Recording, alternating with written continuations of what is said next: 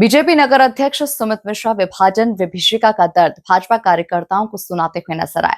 इस दौरान उन्होंने कहा कि पिछले 79 सालों से ये दंश झेल रहे हैं। बैंक की राजनीति के लिए कांग्रेस ने बहुसंख्यक समाज के साथ खिलवाड़ किया था। देखिए खास रिपोर्ट। भाजपा कार्यालय में विभाजन की विभीषिका। बीजेपी नेताओं ने देखी विभाजन पर आधारित प्रदर्शनी। सुमित मिश्रा ने बताई विभाजन की दर्द भरी दास्तान। नगर अध्यक्ष बोले 79 सालों से झेल रहे विभाजन का दंश। इंदौर भाजपा कार्यालय में स्वतंत्रता दिवस की पूर्व संध्या पर विभाजन की विभीषिका पर संगोष्ठी का आयोजन किया गया। भाजपा नेताओं ने पहले मौन रैली निकाली, जिसके बाद कार्यालय में विभाजन पर आधारित फिल्म दिखाई गई। इस मौके पर बीजेपी नगर अध्यक्ष सुमित मिश्रा ने कहा कि विभाजन का दंश हम पिछले 79 सालों से झेल रहे हैं। सुमित मिश्रा ने मंच से कार्यकर्ताओं के सामने विभाजन का दर्द जाहिर किया। सुमित मिश्रा ने भाजपा कार्यकर्ता हरप्रीत सिंह बख्शी के परिवार की पीड़ा को भी सबके सामने जाहिर किया। 14 अगस्त 1947 की आधी रात को जब हमें आजादी प्राप्त हुई, तो उसी के साथ माननीय विधायक गुल्लू शुक्ला जी से भी आग्रह करूंगा कि वे भी मंच पर अपना स्थान ग्रहण करें। मित्रों, जैसा कि मैं कह रहा था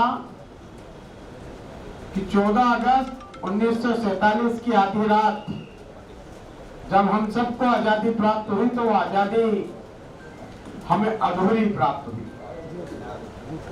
आजादी और स्वतंत्रता के साथ ही विभाजन का दंश हम पिछले 79 सालों से झेल रहे हैं।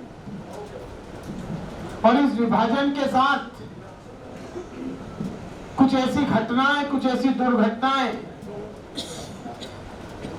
कुछ ऐसे दृश्य हमारे अनेक भारतवासियों ने उस समय झेले,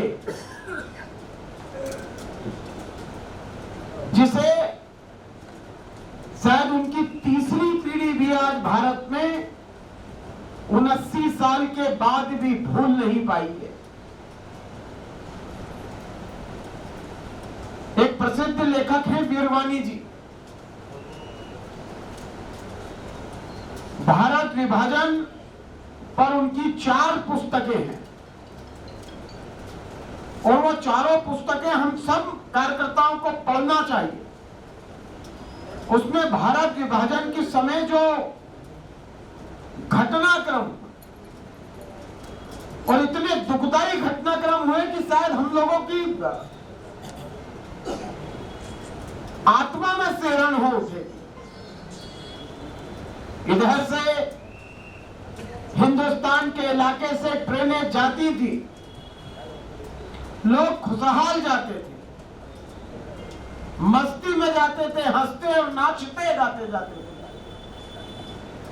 और लाहौर और कराची से जब ट्रेनें आने का दौर शुरू हुआ, तो उसमें चीखें थी, उसमें मांस के लोथड़े थे, उसमें लाशें थी, उसमें केवल चारों ओर ट्रेन के डब्बे में खून के धब्बे ही धब्बे थे।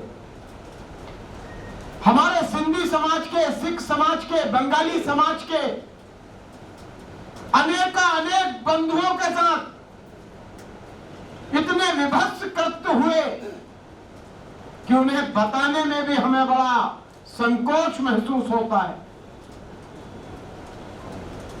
लाहौर और कराची में तो हमारी माताओं के वक्ष स्थलों पर पाकिस्तान जिंदाबाद और जांघों पर हिंदुस्तान मुर्दाबाद लिखने तक की घटनाएं हुई है। नगर अध्यक्ष ने कहा कि वोट बैंक की राजनीति के लिए कांग्रेस ने बहुसंख्यक समाज के साथ खिलवाड़ किया है। कांग्रेस नेता बड़े बड़े भाषण देते हैं, लेकिन विभाजन में सनातनी समाज की शहादत को भूल जाते हैं। कांग्रेस ने हमेशा वर्ग विशेष और परिवारवाद की राजनीति की है। इसीलिए भारतीय जनता पार्टी पर यह जो हमने कार्यक्रम आयोजित किया है, विभाजन की विभीषिका की त्रासदी, इस विषय पर आज हम एक संगोष्ठी का आयोजन कर रहे हैं। ताकि बहुत सारे नौजवानों को इसकी संपूर्ण जानकारी हो। विभाजन के साथ जिस प्रकार से इस देश के अंदर बंटवारे के बाद एक वर्ग विशेष या यूं कहूं कि अल्पसंख्यक वर्ग को रिझाने की जो राजनीति की गई और उसके बाद किस प्रकार से देश के अंदर वोट बैंक की राजनीति के तहत इस देश के बहुसंख्यक समाज के साथ कांग्रेस ने खिलवाड़ किया, यह पूरा विषय हम सब लोगों की जानकारी में होना चाहिए। कांग्रेस के नेता बड़ी बड़ी बातें जरूर कहते हैं, कांग्रेस के नेता बड़े बड़े उदाहरण जरूर देते हैं, किंतु विभाजन की त्रासदी में प्राण गंवाने वाले हमारे बहुसंख्यक सनातनी समाज की उस शहादत को भूल जाते हैं, जिन्होंने केवल सनातन के लिए, भारत मिट्टी से प्यार करने के लिए अपने प्राणों की आहुति दी है, केवल इसलिए कि उन्होंने धर्म परिवर्तन नहीं किया, केवल इसलिए कि उन्होंने किसी अन्य धर्म की इबादत को कबूल नहीं किया। जिनके घरों के आगे 4-4, 5-5 उस समय अच्छी गाड़ियां 4 व्हीलर खड़ी हुआ करती थी, जिनके परिवारों में 20-20 लोग नौकरी करते थे, उन लोगों को हजारों साल, अनेक साल हमारी अपनी माटी पर शरणार्थी बनकर रहना पड़ा। और ऐसे कई सिंधी भाई आज भी जब हिंदुस्तान आना चाहते हैं, जब हमारी अपनी सरकार सीएए और एनआरसी लागू करना चाहती है, तो कांग्रेस प्रायोजित तरीके से उसका भी विरोध कराती है और पूरे देश के अंदर एक भ्रम की स्थिति पैदा कर देती है।